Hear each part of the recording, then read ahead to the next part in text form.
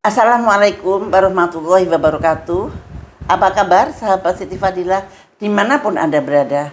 Mudah-mudahan saat ini Anda dalam keadaan sehat walafiat jasmani maupun rohani. Kali ini saya hadir kembali. Sekarang saatnya saya hadir di depan Anda kembali.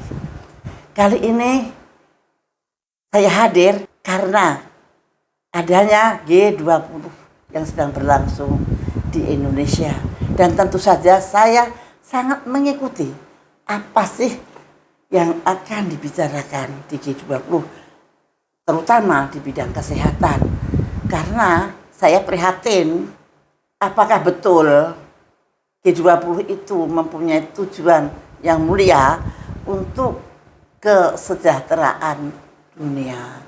Nah, mudah-mudahan pemikiran-pemikiran ini menjadikan pengetahuan-pengetahuan yang barangkali Anda tidak pernah berpikir ke arah itu.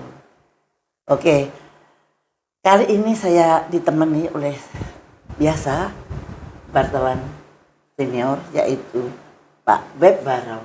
Selamat datang Pak Web. Selamat siang Bu, apa kabar? Sehat? Sehat? Lama kita tidak jumpa ya. Lama jumpa Ibu ya. Tapi saya pengen relax, pengen wah saya kemana-mana. Tapi walaupun demikian Ibu terus memantau situasi politik dalam negeri dan luar negeri terakhir ini kan Bu? Iya. Ya. Apalagi yang terkait dengan kesehatan global. Ya. Ya. Pada saat sekarang ini kan semua mata dunia itu tertuju pada rencana pertemuan G20 nanti di Indonesia ya Bu ya. Sehingga menjadi perhatian Ibu juga saya pikir. Apakah yang namanya G20 ini benar seperti kata Ibu, apakah benar untuk kemaslahatan orang banyak ataukah bagaimana? Nah, Ibu, belakangan ini kan sudah ramai di pemberitaan persiapan-persiapan G20 di bidang kesehatan yang menghasilkan sebuah draft tentang pandemic treaty, Bu. Sebuah treaty atau sebuah perjanjian yang akan mengikat seluruh bangsa, seluruh negara untuk istilahnya bekerja sama untuk menghadapi kemungkinan pandemi akan datang. Kira-kira kalau menurut Ibu, apakah memang akan ada pandemi lagi Bu, sehingga butuh yang namanya pandemi treaty ini? Kalau mereka membuat treaty, pasti ya harus ada pandemi lagi. Apakah akan ada atau harus diadakan? Nah, pandemi treaty itu biasanya isinya adalah kesepakatan global. Nah, yang kita harus waspadai, kesepakatan itu menguntungkan siapa? Nah, itu. Nah, ini pengalaman saya. Ketika ada pandemik flu burung, ini suatu pengalaman yang sangat luar biasa, bisa dicatat untuk kepentingan bangsa dan negara. Bagaimana Bu, kalau menurut Ibu sendiri?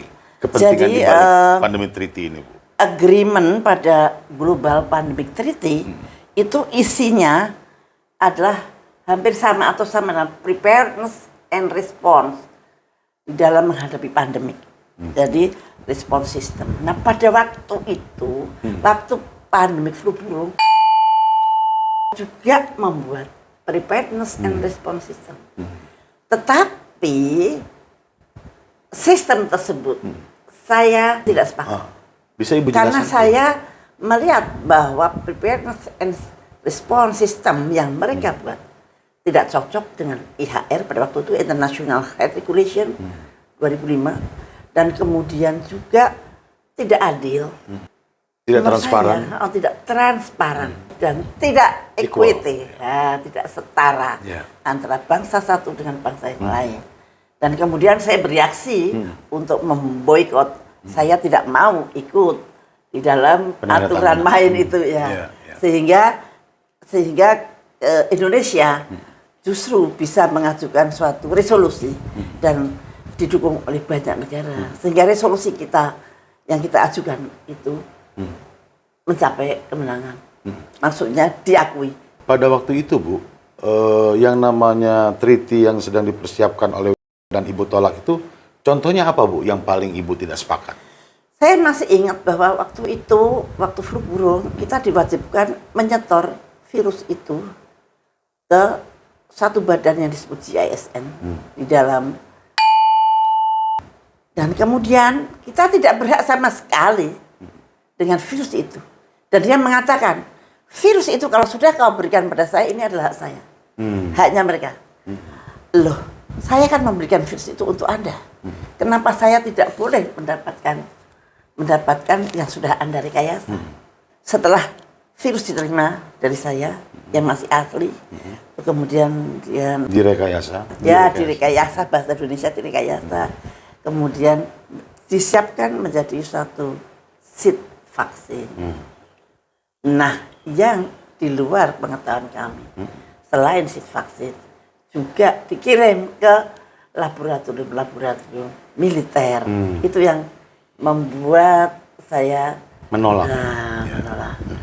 Karena tidak transparan. Bagaimana perjalanan virus saya ke GISN, setelah dari GISN ke CDC, setelah dari CDC kemana kita nggak tahu. Hanya dapat laporan, bukti-bukti bahwa itu menyebar ke tempat-tempat yang rawan. Nah, itu. Maka saya menolak. Nah, disinilah kalau nanti ada global pandemic treaty, kita harus jeli. Apakah aturan itu merugikan kita apa tidak? Apakah mengusik kedaulatan kita apa tidak? Apakah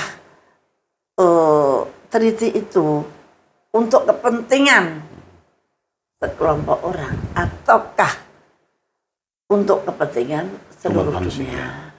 Nah, ini Indonesia harus proaktif sebagai negara non-blok.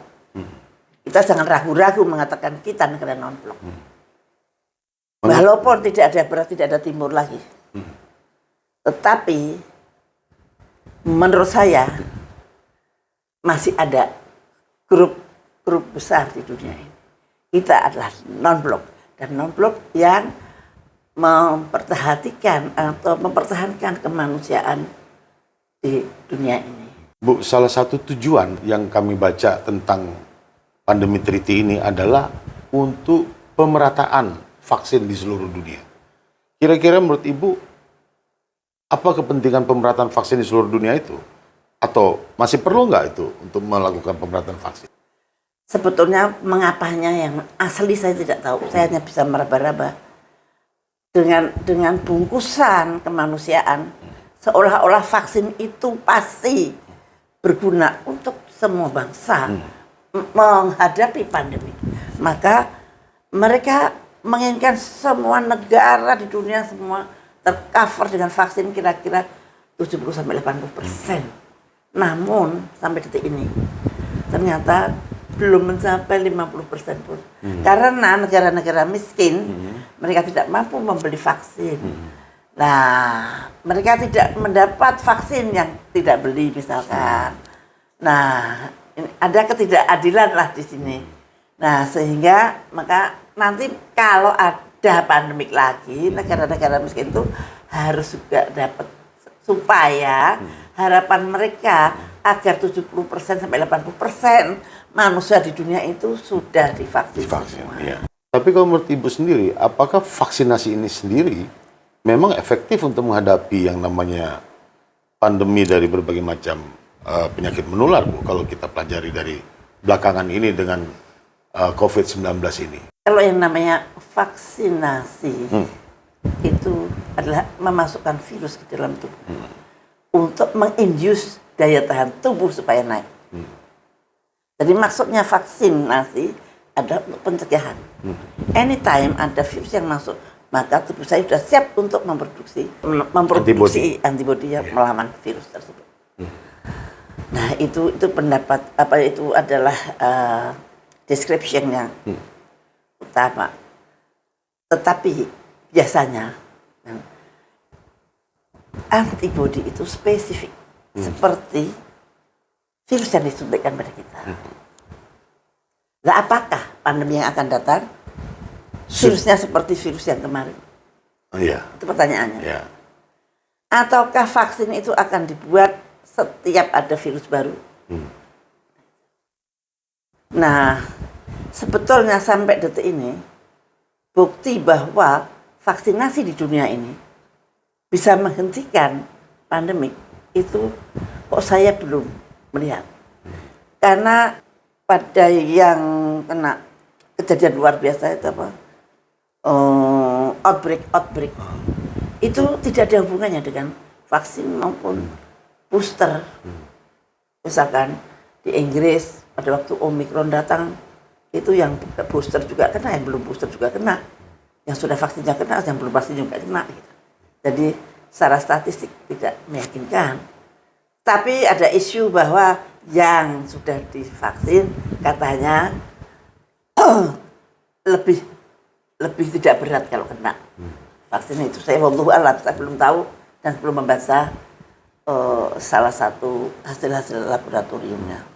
Artinya kan gini Bu, kalau misalnya sudah ada bayangan akan ada pandemi, tapi yang namanya vaksinasi itu adalah sebelum terjadinya outbreak, artinya sudah diketahui pandemi virus apa yang akan terjadi, akan datang.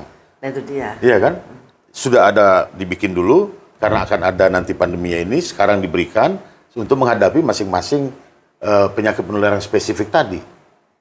Nah itu barangkali kalau dukun malah tahu paranormal. Paranormal kan bisa menerawat virusnya kayak gini. Ya, artinya ini kan satu rencana yang sangat besar Bu, ya kan? Dibikin sebuah treaty, ya kan? Untuk menghadapi kemungkinan adanya virus-virus yang baru, ya kan? Kemudian virus-virus yang baru itu sudah disiapin, kemudian vaksinnya juga ada disiapin. Kalau ada treaty kan rencana besarnya kan seperti itu Bu. Gimana menurut Ibu? Ya, mungkin saja. Mungkin saja. Saya tidak bisa mengatakan iya atau tidak, orang belum terjadi. Ya, salah satu yang dihasilkan dari temuan internasional di bidang kesehatan kemarin pada bulan Mei itu adalah Indonesia ditugaskan untuk menjadi salah satu hub yang bertugas mendistribusikan vaksin di seluruh Asia Tenggara. Menurut Ibu, bagaimana Bu? Yang mendistribusikan atau yang memimpin pembuatan vaksin untuk Asia Tenggara itu dua hal yang sangat berbeda. Kalau mendistribusikan, kita pasif mendapat vaksin dari mana, kemudian didistribusikan. Cuma tukang ngedumi. Tetapi kalau kita yang memimpin, kita membuat vaksin versi ASEAN. Pakai virus yang paling dekat dengan ASEAN. Jadi dengan sistem atau dengan metodologi yang sesuai dengan ASEAN. Misalkan jangan dengan suatu metodologi yang membutuhkan misalkan suhu minus 70 derajat. Itu kan nggak logis. Kecuali Jepang. Kalau lainnya ya nggak bisa. Orang-orang ASEAN mana ada alat untuk membawa vaksin itu selamat gitu ya. Nah itu mesti saya nggak bisa mengatakan apakah itu menguntungkan kita atau merugikan kita. Kalau jelas kita yang mimpin, pakai virus yang ada di kita, pakai metodologi yang ada di kita, dan kita tidak didikte oleh negara lain, nah itu akan menguntungkan negara kita. Artinya kita memimpin bisnis vaksin di ASEAN. Tetapi kalau kita hanya sebagai distributor, jadi makelar kan, nah itu maklonnya ya, tukang maklon. Cuman maklon ada, cuman ngadang apa? Ngepak-ngepakin barang. Ngepakin doang, nah itu ya kita untungnya kecil dan malah mungkin kita banyak korban. Kalau bisa saya usulkan, Indonesia jadilah pemimpin di ASEAN. Artinya janganlah mau didikte untuk vaksinasi. Kita setuju vaksinasi misalkan, kita bikin vaksin sendiri. Karena ada global treaty, maka global treaty itu harus memungkinkan alih teknologi, alih pengetahuan supaya Indonesia itu mandiri membuat vaksin kita sendiri. Dengan sistem kita sendiri. Misalkan vaksin Nusantara misalkan, yang beda dengan yang lain. Itu. Dan itu sudah ada di tempat kita, tinggal dikembangkan aja ya Bu ya. Jangan malah kita meniru mereka. Supaya bagaimana mereka meniru kita. Kira-kira mampu nggak ahli-ahli kita atau dokter-dokter kita untuk bisa membuat apa yang Ibu katakan tadi itu, Bu? Saya yakin bisa. Saya yakin bisa. Orang Indonesia itu pinter-pinter, Win. Yang tidak punya adalah teknologi. Bukan, percaya diri. Maksudnya apa, Bu, nggak punya percaya diri? Ya, dia tidak pede selalu kalau mendapat orang asing selalu akan lebih hebat daripada pendapat kita. Padahal belum tentu. Belum tentu. Apa yang membuat kita punya ahli-ahli demikian ya Bu ya? Kayak Minderwater. Iya. Nah itu sudah Apa keturunan peninggalan dari sana kali ya. Peninggalan zaman kolonial Ya atau karena kita pernah dijajah kali ya. berarti dijajah sampai Nenek moyang sekarang? kita ya. Berarti dijajah sampai sekarang tuh pikirannya ya Bu ya? Ya pikiran mereka dijajah. Tapi kalau aku Iya. nggak dijajah, Iya, aku iya. sih nggak mau begitu. Ya. Pak Muhadjir Bu, belakangan ini bicara soal ketahanan kesehatan bangsa Bu. Menurut Ibu sendiri bagaimana itu Bu? Rada rancu gitu ya, ketahanan kesehatan bangsa. Yang namanya kesehatan bangsa itu adalah Syarat. mempengaruhi ketahanan nasional. Jadi- Hampir 100%. Kalau rakyat sehat, bangsa sehat, maka negara kuat. Ketahanan. Nah, sekarang kesehatan bukan hanya sebagai ketahanan nasional, tetapi juga sebagai pertahanan nasional. Karena kita menghadapi bahwa perang ke depan adalah perang virus, bukan perang alutsista. Nah, itu jadi bukan kesehatan ketahanan, bukan ketahanan kesehatan, bukan kesehatan bangsa, kesehatan masyarakat Indonesia itu merupakan ketahanan nasional Menurut Dan- Ibu, dan pertahanan nasional. apa strategi Ibu untuk membangun yang namanya kesehatan sebagai ketahanan nasional Bu? Satu, kita harus merubah sistem pertahanan kita. Seperti Amerika, Pentagon itu ngurusi penyakit menular. Itu bukan ngawur ya. Dan ternyata memang nomor satu itu kita harus sehat dulu. Kalau kita sehat, kita bisa perang, kita bisa mikir, kita bisa apain. Tapi kalau kita tidak sehat, ya kita tidak bisa ngapa-ngapain. Nah, menurut saya konsep bahwa negara harus melindungi rakyatnya di bidang, terutama di bidang kesehatan itu nyawa ya. Nah itu sangat mutlak bahwa negara ini harus punya medical intelligence misalnya. Jadi apapun juga pemerintah harus menomorsatukan bagaimana melindungi rakyatnya. Bukan, nah ini yang saya khawatirkan, bukan kita nurut treaty tapi mengorbankan kepentingan rakyatnya. Itu jangan sampai. Jadi kita harus betul-betul mandiri di dalam kesehatan. Menurut saya kita punya ahli banyak, kita pinter-pinter, kita punya alam yang berbeda dengan alam yang lain. Kita punya kekayaan flora yang obat-obatan yang banyak dan sebagainya. Dan maka kita boleh konsepnya dari mereka misalkan, tapi konteksnya adalah konteks nasional. Jadi kita tidak gampang terombang-ambing oleh suatu kepentingan asing yang kadang-kadang belum tentu menguntungkan kita. Dan itu yang paling penting untuk disadarkan pada bangsa ini. Karena itu adalah hal yang paling penting untuk menjadi negara yang kuat. Jadi kita harus sadar apa kepentingan nasional kita, apa kepentingan internasional kita. Ya nanti pada waktu pertemuan di G20 yang akan datang itu, kira-kira apa yang menjadi harapan Ibu? G20 ini terutama kesehatan ya. Di dalam G20 ini Indonesia mempunyai suatu kesempatan emas untuk memimpin dunia ini di bidang kesehatan. Dan itu pernah terjadi pada waktu 2007-2008 Indonesia memimpin. Nah, ini kesempatan emas G20 ada di sini. Tolong Indonesia harus benar-benar jadi pemimpin. Pemimpin itu menentukan, bukan mengikuti, tapi Anda adalah pemimpin. Anda yang harus membuat suatu gebrakan-gebrakan ke depan, bukan menurut mereka. Jadi bukan ngikut mereka, tapi create sebagai bangsa Indonesia.